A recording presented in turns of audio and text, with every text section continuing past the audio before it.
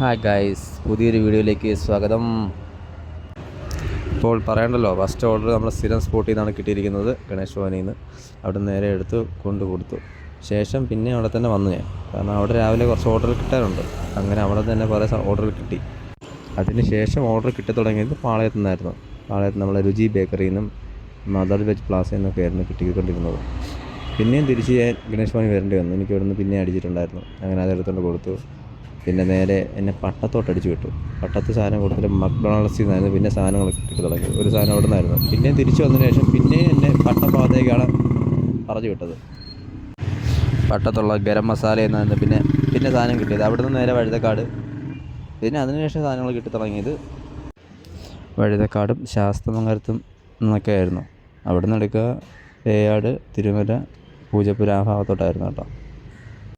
എങ്ങനെ പോയാലും full incentive അടിച്ചിട്ടേ നിർത്താൻ പറ്റത്തുള്ളൂ എന്നൊരു ഇതുണ്ടായിരുന്നു എനിക്ക്.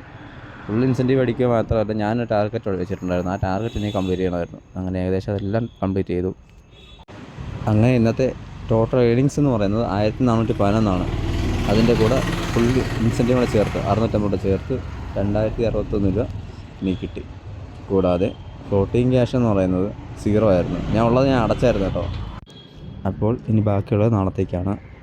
Good bye.